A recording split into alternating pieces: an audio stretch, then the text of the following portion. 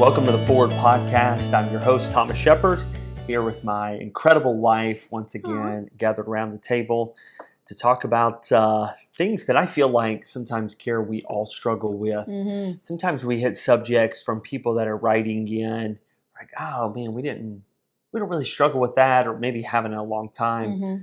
Then there's other subjects that I feel like everybody goes through. Like this everyone. one tonight, for Well, instance. yeah. For sure, this one tonight. If you're married, I think this would be a help to you because everyone struggles with this. But then also, Kara, we definitely live, I feel like, in a world where people, and when you talk about mental health, it's on everyone's mind because everyone talks about it. Yeah. I preached on a couple weeks ago anxiety and that buzzword anxiety. And I'm telling you, there were so many people that came up and said that message was such a help. Our family needed that. It's just kind of maybe not the buzzword, it could be, but definitely it's something we hear in a lot of people's hearts and in their minds today, for sure. And it's such a part of our culture now because I think we are living in a world that is just, it's so constant and it's so overwhelming. I feel like we don't have mental and our bodies aren't really connected like they used to be to rest. Yeah. And I say that, I think when we were kids, we really understood what it was just to have days in a row where you had nothing going on, you know? Oh, I miss those days. I know, but we don't even, That's so true, our kids though. don't even hardly know about, right. Our kids will say like, what do we have today? And we'll say, we don't have anything this evening.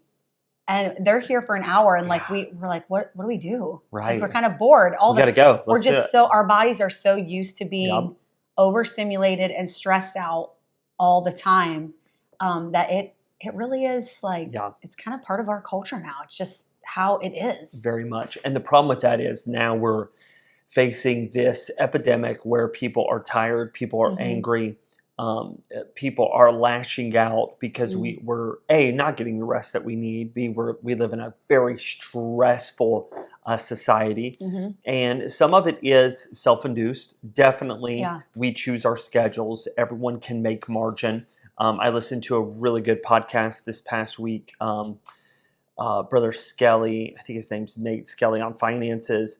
And he was just talking about no matter if you make millions of dollars or you make just a little bit of money, everybody has to find margin in your budgets. You're responsible. And the same is true whether you are retired, whether you're listening to this podcast and you're just in high school, college, married, or married with grandkids. You have got to somewhere make margin for time in your schedule, or this is what happens. And kind of the subject that we want to go with tonight is, what about care when it affects your spouse? Yeah. It might not be, a lot of times we give help to, if you're struggling with this, here's what you need to do, or here's what we have done. But what about when it is affecting your spouse? That is harder because you're watching your spouse go through this. You're in a deep anguish, a painful moment, and or a busy moment of discouragement, maybe even depression. And when it's you, it's like, okay, I got to get a book, or I got to go get help, but when it's your spouse, that's tough. Yeah. That is a tough moment. Yeah. Let me ask you this. Do you ever feel like you've watched me go through painful moments or hard moments and you felt a little bit helpless, like, man, what do I do? And or you didn't, I was going to ask you this. Did you ever reach out to anyone? Like, how do I help Thomas through these moments? Yeah, I think over the past 19 and a half, 20 years. There's been a couple times. I've a couple times reached out and not really asked for help or how to help you, but just kind of told, a friend or my mom or your mom, a trusted source, somebody like, he's really struggling and it's really hard. And, just gotten encouraged to be your encouragement. Yeah. And that was really good. And sometimes for ladies, it's just more about connecting together, like empathizing with one another. I have a friend whose husband has been through a lot of the same things you have. And, we just understand each other. And so it's not that we call and like complain about you guys to one another, but we'll say things like, this is a hard season, or he's going through a lot, or whatever. Yeah. And it's nice to encourage one another. I know I can always go to her, and I can always talk about you in a way that's real, but it's also, she's not going to take it as I'm complaining about my husband, or our marriage is on the rocks. You know, she understands. So it's always like, and your mom, you know, your mom is the same. Your mom is just a straight shooter. She's like, she is. Yeah. Well, is he getting enough rest? He probably needs to sleep more. You know, she just goes straight to the sword because she knows you. And, you know, both our moms always take your side. They're like, what are you doing? You got to help him. Amen, moms. No, I'm just kidding. But it's nice to have those, and it's very few, but those trusted people who can encourage you to just be the spouse that you want to be during the hard times, but it is hard sometimes. You don't know what to do.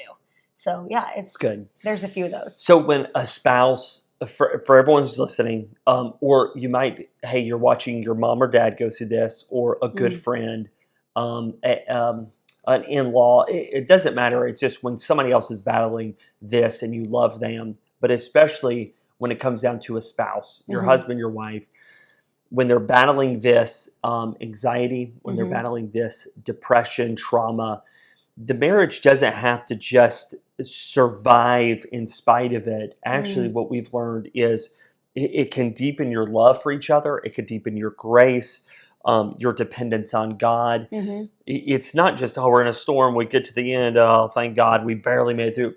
If you face the storm the right way, you can come out on the other end a lot better. You could come out with a much deeper relationship and being able to help others. There have been moments in my life where I have seen you in some mental health battle struggles. It was usually after having a kid. Your hormones were crazy. Yes. I shouldn't use that word crazy, but they were downright spiked. crazy. Yeah. I mean, hormones. Is it postpartum? Thank you. Postpartum. Pardon me, ma'am. That. We'll call it. Anyways, that was tough. That was the struggle. I could see you wanted your mental strength to be strong. You're a strong woman, but it wasn't coming. You weren't snapping back. And then I've watched you in other times with business ventures, taking tests, taking exams, highly stressed, or things didn't go right, and the discouragement that snuck in. And then both of us at one time or another, generally with each other, have shared with each other deep trauma that we have been through that affected us. And it didn't, what's amazing, Kari, it didn't come in the first year of marriage or first 10 years. No. We've shared, and in those moments, I wanted to help so bad. Like, oh, let me just take this test for you. Oh, I'll take care of the kids. I'll have the next baby. It doesn't work that way.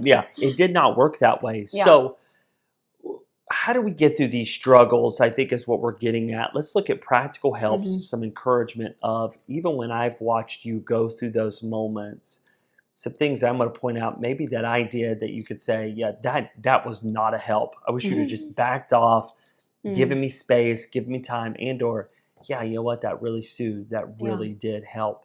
So let's jump in here. Let's look at number one. Oh, me? Yeah. Oh, sorry. Okay. No, my other co-host up here. Well, I thought you were going to keep going. No, go for it. Number one, I think you realize that you're not crazy. It's just really hard. Life is hard.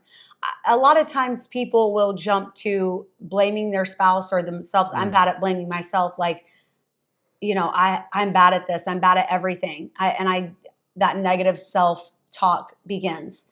And instead of just, so true. Taking aim at the situation and understanding and naming what it is, I take aim at myself.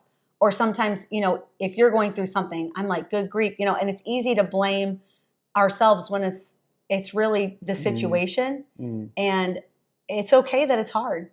It's not that we're crazy. And a lot of times I know specifically women will feel like men will say that about them. Like, she's just crazy. She's going through this and she's crazy. She's not crazy. It's really, really hard. Yeah, it's especially true. Postpartum. I know we've laughed about this before. I'm like, when do women ever get a break with our hormones? Like, we have so many changes in our lives and our bodies. It is, I feel like there's just no age where we're just even, it's always something with hormonal changes or physical changes or whatever. We're birthing people out of our stomachs. This is just a lot on us. And so I think when I really got a hold of that as a young mother, like, this is not my fault. And this is not me as, an individual on the inside. This is not my character. This is physical. And I'm going to keep my head through this. I'm going to name it and understand this situation. And for me, I'm specifically talking about, postpartum and baby years, but it could be anything. Maybe some ladies are going through menopause, or maybe you're newly married and you're adjusting to sharing a life in a bed with someone. Like, all these things are just very, they're changing. They change you. And so it's okay. It's okay to say, it's not me. This situation is really hard right now. But also, along with that acknowledgement, like, you have to accept that it's my responsibility to keep myself sane through this. It's my responsibility to be the adult. It's my responsibility to handle it and to grow through it. That's right. And that doesn't mean you never suffer or have problems, but it does mean that you keep your self-control through the whole thing. That's right. As much as lies within you. And it's not to say you will, or you won't ever slip up or make a mistake, but just that the majority of the time you're doing what you need to do, whether it's asking for help, taking a rest day. Some days mental health is pushing through and it's not resting, and it's making yourself do the hard things. Right. So whatever that day requires to cope, doing that and being okay with it. I love it.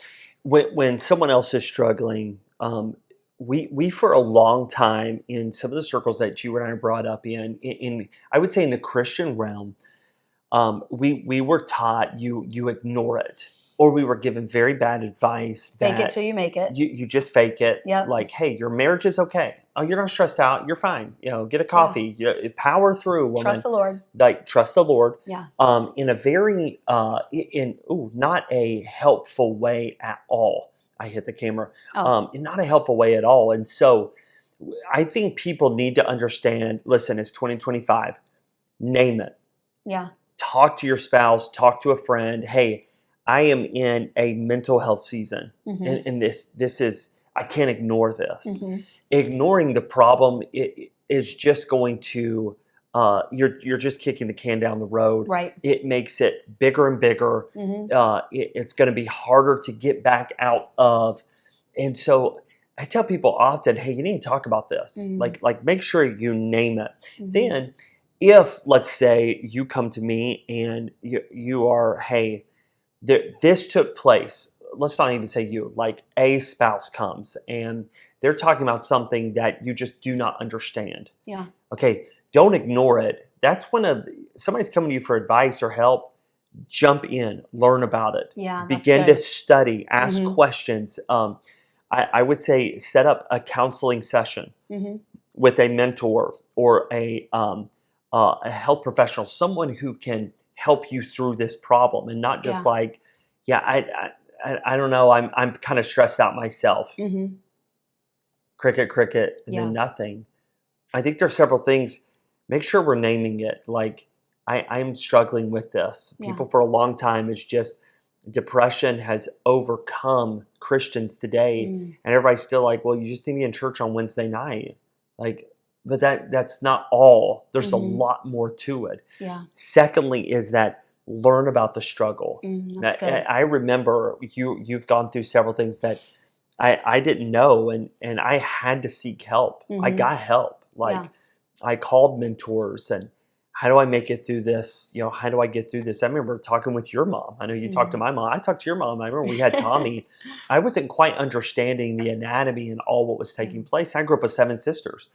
But this was a brand new ball game of after a woman has a baby, it's not a Hallmark Channel moment where they just wrap it in swaddling clothes and live happily ever after. Yeah. There's a lot that came in that I needed to learn. I needed to Google. I needed to get help. I need to make sure I was spiritually fit Right. to be able to help you through those very difficult times. Mm-hmm. And then here's also what I would say. I would like for you to chime in on this. Is a lot of people share, Mm-hmm. and we give as much help as we can, but we never return to it.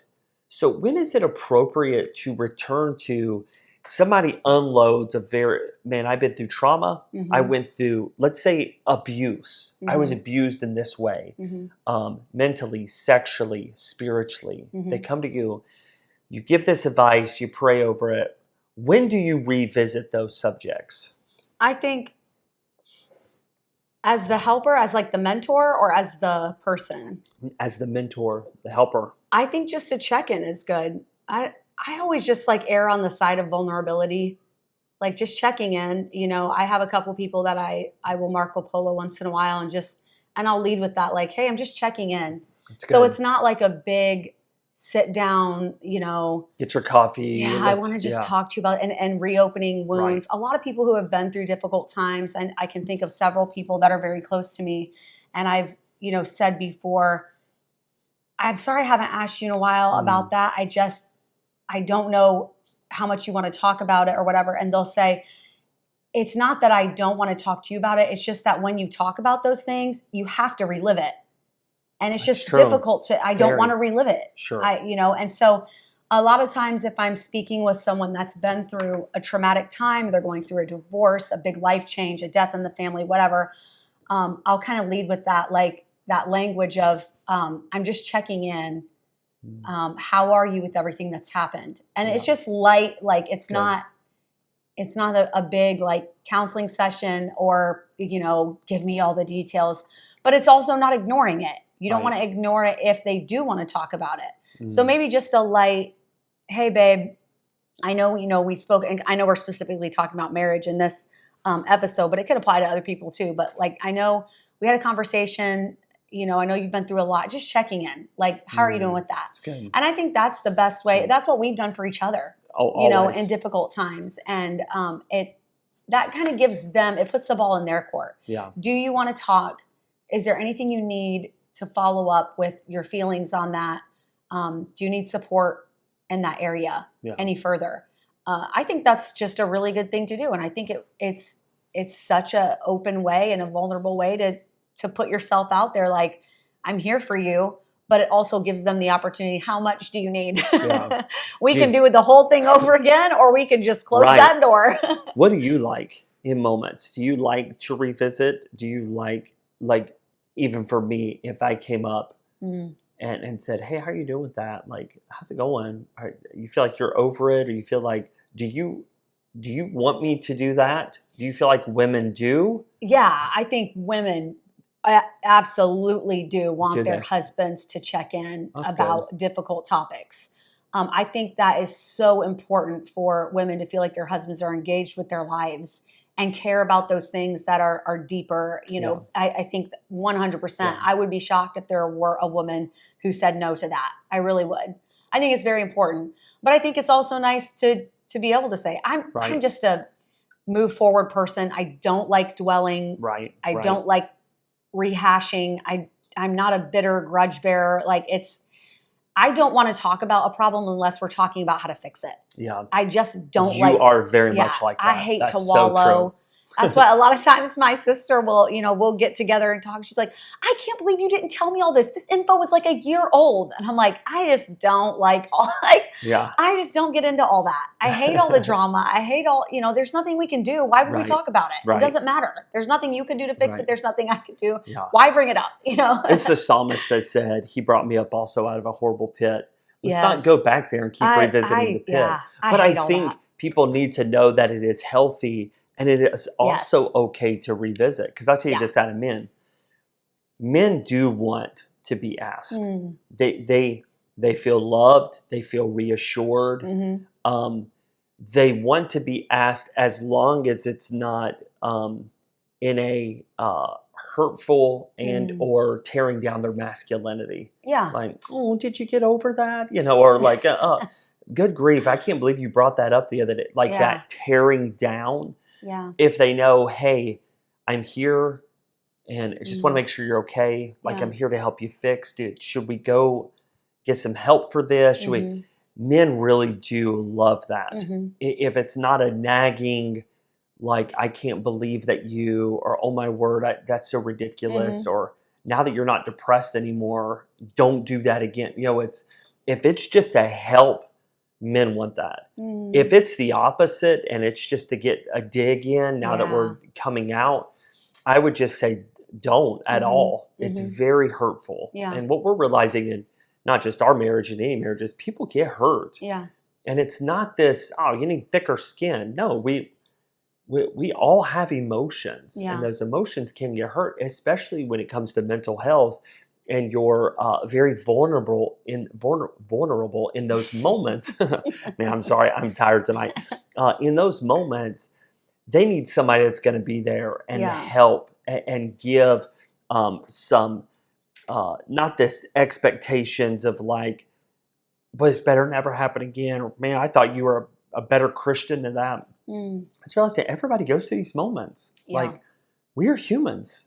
People have discouraging times. People have moments when they failed, and it's man, they're beating themselves up over it. And more we're seeing now. We saw it in the Me Too movement, and it got a little out of hand because it became very fictional for a lot of people. But there was a lot of people, even in our movements and circles, that needed to talk through some real pain and heartache, and were revisiting some real tragedy in their life. And those people, you and I know, we've spent hundreds of hours with these people.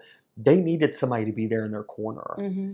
But what I always struggle with, which I feel like you're good, is really coming back and revisiting. Like, when is it appropriate to go back to someone that you cried with, you helped, and like you go to church with, and or your spouse? Like, hey, it's a weird subject, but how are we doing on that? I think it's like writing a thank you card. It's just never too late. It's never too late to like thank someone. And I mean, hey, thanks for the meal you dropped off 5 years ago. Who cares? Like, it was 5, but who cares? Like, it's always a wonderful thing to be thanked. And it's always wonderful for someone to say, I remember what you did for me, and I appreciate it. And I think that kind of goes the same way with a check-in. Like, it's always nice to know that someone was thinking about you and remembering your pain and concern. I just don't think there's a bad, I don't think there's a wrong way to say, I love you and I care that you have the support you need. Even if it's not from me, is there anything I can do? Are you okay? I just think that's 100% across the board a good thing. And we wrote down here too, schedule check-in conversations that aren't emotionally loaded. Sometimes people want to be thought of, but it's not like, don't bring it up every time. Like every time you see that person, like, so how are you? Like, sometimes it's just like, hey, do you want to go grab coffee? And you don't have to talk about anything that's emotionally charged. It's just kind of a relaxing. I actually told my coworker at work the other day, my assistant, he's kind of a mentor. He's helping me learn the insurance business. And he said, you've got to do this and you've got to do this. And he's been in it for 34 years. And I've barely been alive that long since I'm only 35. I'll help you get over that here soon. But I was like, listen, I said, I'm just going to be straight with you. I feel like a failure today. I've had a lot of things go wrong in the 3 hours I've been here. I feel like my home is not where it needs to be. I really miss my kids. And I was just like, I wasn't being emotional, but I was just being very direct. And I was like, I just need our language today to change to the positive. That's good. Like, let's do the same things, but just say like, here's a way it's worked really well for me. Maybe you could try this, and it was funny because I'm like, I know you need to teach me, and I was just honest. I'm like, I can't handle it today. I'm bummed out today. And normally I can, and I'm pretty tough. And he's like, I got it. Don't worry. And so like the whole rest of the day, he's like, I like how you did that. That was really good. Here's how I've done it in the past. You can choose, but that was good. And he kind of like balanced that negativity, because sometimes when you're down and someone's negative, man, it can take you. Yeah. So like having those conversations where you're not emotional, you're just like, here's what I need today. Like, is there a way we can meet in the middle? And that's a beautiful thing to do with your spouse. And I even did it with a coworker. Like, I'm just presenting to you like where I'm at, I would really appreciate, like, let's do this. Let's help That's each good. other, but let's do it in a way where, you know, we're not both leaving here wanting to walk out in traffic. Right. I love it. I love it. I like that too. So the first, you said, you're not crazy. Look, life is really hard. This happens to everybody. Secondly, let's say this: love doesn't always fix it, but it can hold it together. That means for a spouse, somebody who's going through this issue, this mental health area of their life, you don't have to be their savior, but just be their spouse. Yeah. Be a help. Good. Yeah. A lot of times, in who I am, especially with you, I want to fix it. Like, I want to fix all of it. Like, I don't like when you have to go through this. Yeah. You bought a business this summer. It's been high stress. You're learning new systems. Your world was turned upside down. Yeah. And I cannot tell you how hard it was on me Yeah. not to be able to just jump in and let me fix this, or hey, don't worry about it, because I've been that Superman forever. Like, hey, you want to do this job? Just quit. Who cares, girl? I got you. Like, well, we can't. Not with this one. Like, you bought a business, and so in those moments, I had to take a back seat and realize at least I could be an encouragement. Yeah. I might not be able to fix it. Might not be the savior. I might not even know all about the subject, but I can love you through this. Yeah. And I love the Bible says, love beareth all things, believeth all things, hopeth all things, endureth all things. I love that scripture so much. Yeah, it's one of my favorites. So beautiful. It really, love can get you through a very difficult season. Yeah. So someone is depressed, someone is discouraged, someone does have that anxiety. We're seeing more and more because of no margin, no rest, busy lives, the craziness of social media, a lot of anxiety attacks, panic attacks. Well, I might not understand that, and we don't struggle with that, but we know people that do. Might not understand it, but we can love people through those moments. Yeah. We can help people through those moments. And go ahead. I was just thinking the other day, I came home from work, and it was like I met up with all of our family, my sister and her family, and my parents were here. We all went bowling, and I had to come straight from work, so I was like tapped out. I'd had a horrible day. I was just beyond, like, physically and emotionally exhausted, and mentally. And I walk in the bowling alley, and my parents are very physical people. They're like huggers. They're talkers. They're just, very. They're just kind of up in your face people in a good way. But I got there, and I was so drained, and immediately my kids are all over me, hugging me. Mom, we missed you. All this. You walked up, you were kind of trying to hold my hand. My mom's like, hey, right. Oh, no. I was literally like, I felt like my skin was going to peel off my body. I just wanted to scream, like, stop touching me. All of you. Like, I didn't want anyone around me. And I walk into a bowling alley. Right. It's so loud. With your family. That's the most like hugging 15 family. Family members. I literally I wanted to stand there and just cry. I was like, this is the last thing I want to be doing right now. I want to be in a cave wrapped in a blanket and watching Netflix with no person near me. And you knew right away. And my mom like comes back from the hug and looks at me, and she was like, what's wrong? And I was like, I need a few minutes. And she's like, okay. And then she's like, kids, come over here. She gets the kids away from me. You went straight to the food and ordered me nachos. Diet Coke. I'm like, such a good They're man. Like Diet Pepsi. I said, no. Absolutely. We need Diet Coke. Yeah. Pronto. Get right now. Pepsi Vámonos. Let's roll. You did. So, like, you got me food. My mom kept the kids away. And it literally took me maybe 10 minutes. Yeah. Got some food in me. Bounced right sat back. down. Took some deep breaths. You were just kind of around. I could see you watching me. I could see you like, do I need to take her home? Is she okay? You like, came out a bit fast. I did. But it didn't take long. It was like, I just needed a few minutes. But I say all that to say that sometimes when you're carrying a new weight, I mean, for me, this is all new, those work stress I haven't had in over 15 years. It was awesome that, like, no one in my family took it personally. Yeah. Like, no one was mad. My mom didn't pull at me like, thanks a lot. I've had your kids all day. Yeah. You can't even hug them hello. And I mean, she didn't. She was just like, what do you need? Like, what's wrong?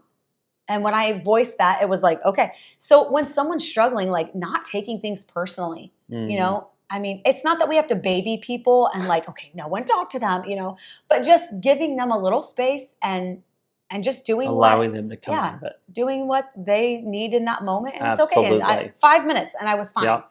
I got a little hydration in me, and walked around, stretched it out a little bit, took a little bowl, got it in the gutter. You almost beat me at bowling. Yeah, only because Harrison bowled half of yours. Here's kind of to sum up this point. Just make sure in those moments when somebody's struggling, be present. Don't be pushy. Just, hey, I'm here. It was a hard day. What can I do? What can I get you? Just like kind of I did at bowling. Yeah. Read the room. I tell men all the time, dude, you messed up. Like, read the room. I don't know why she's so mad. Okay, well, read the room. Was it a great time? This is not a time for like, hey, Kari, we need to have a deep theological conversation while I'm hugging you. And no, it's like, read the room. No. And in those moments when somebody's struggling, you're giving them space, is make sure that you take care of yourself as well. Yes. Make sure you're walking, make sure you're praying, make sure you're talking to mentors, make sure you are spiritually healthy to be able to help a spouse. Because if you're not right with God, if you're struggling yourself, man, it's not going to be great. Like you're both going to be in a moment of no help for each other. Yeah. Like you're on the Titanic, let's just go down with the ship. Like that's it. No, it's in those moments, somebody's got to be willing to fight for the other, pray for the other, love the other through it. Yeah. Especially in those moments when someone is sharing deep anguish, pain, depression, anxiety, panic attacks, all this mental health issues of the day. It's not fake. These are real. These are real problems.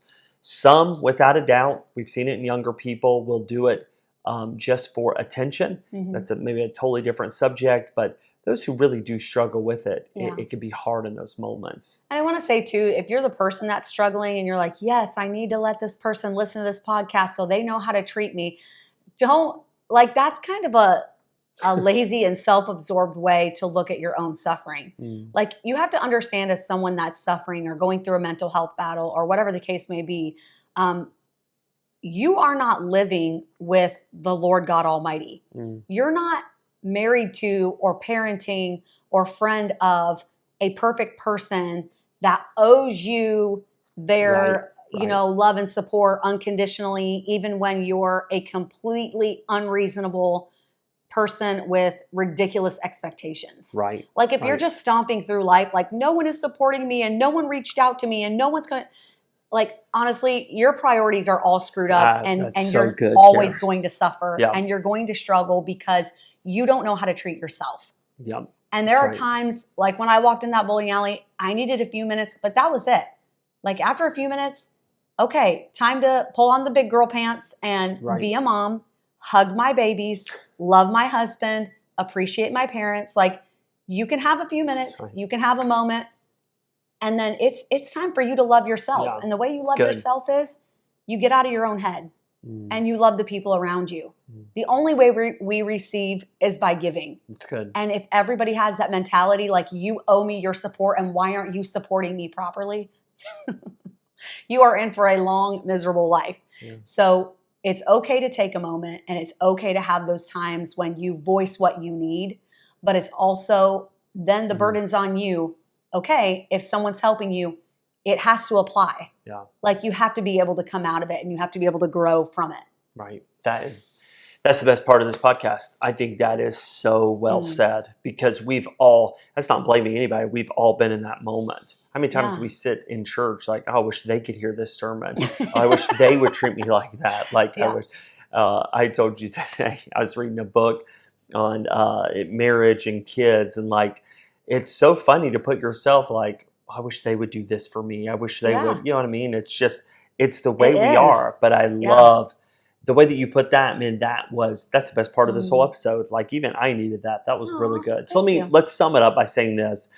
If you're going through this difficult moment in your marriage, God's not done with your marriage, and He's not done with you. You said it just a little bit ago. Sometimes we get in our own head. Yeah. And that's a problem. Mental illness may shape our season, but it doesn't have to define our future. Yeah. Or it doesn't not have to define who we are. Yes. So when you're losing hope, man, I'm never going to overcome this. You're feeling spiritually dry. You're emotional. You're spilling a lot out, and you're becoming very honest. Don't get into this mindset that this is the new normal forever. It's just a season. And every marriage goes through it. Every individual goes through it. No one is Superman forever. And the people who think they are end up in the hospital. They really do. Or those are the ones that lose their family. I'm going to power through. Bless God. Oh, well, fill in the last, we're shepherds. We always, that's not how it works. Yeah. We're human. Yeah. Like we struggle. And this is where we realize, listen, God's not done with you. His story is so much bigger. Yeah. His redemptive story in your life through this season is going to help you. It's going to guide you. The Bible says in Romans 15:13, now the God of hope fill you with all joy and peace in believing. It's realizing that God is still working in these difficult moments in your life. Yeah. You have a friend in him. Yeah. You have a friend that sticketh closer than a brother. You might be struggling. Pray through it. Yeah. Go get with someone to where you can gather around and be able to spill, and not just a gossip fest. Like, I've carried this around for a long time, and it's brought a lot of pain in my life, and here it is. And allow God to rebuild that trust in your marriage, to rebuild that intimacy, that relationship that you long for, because everyone desires affection. Everyone desires peace. And most of us ought to desire, that's where we got to end it, to move forward. Yeah. It's the Forward podcast. Yeah. We're not sitting here, hey, we're going to have part 12 and 13 next week. Like, no, at some point you have to determine to move forward and watch God write a story of your life that is beautiful. And in this season that you're in, you can use it to help others, just like we do on this podcast all the time. Yes. You might not think it's much, but God can take your story. I was just talking with a sister-in-law, one of your sisters the other day. Oh, cool. And she said, it doesn't matter what we've been through. God can use our story. And I thought that's so true, because with 8 billion people in the world, there's someone out there that needs what you have to say. Yep. So again, I mean, do we think this podcast is going to go viral and reach 8 billion people? I mean, that would be awesome. But if you're listening and you've received encouragement and you've passed that along to help someone else, like, that's what it's about. That's right. That's worth it. Right. And God can use your story, whether or not you have mental breakdowns in your marriage, you have relationship issues in your family, you're parenting older children that are making wrong choices and it's affecting your mental health. No matter what it is, God can use it and you can get through it. I love it. I love it. Awesome. Cool. Hey, thanks for listening each and every week. Sorry, did I scare you? Okay. I thought you jumped. Thanks for listening each and every week, man. Make sure you share this with somebody, tag us, and thanks every week for the shares. And make sure, if you haven't, leave us a 5-star review. You can jump on our YouTube channel as well, and just copy this link. You can send it out to different people who you may know that needs this. And we just want to be a blessing and help to you each and every week. Amen. Finish us off, Kari. Have a great week.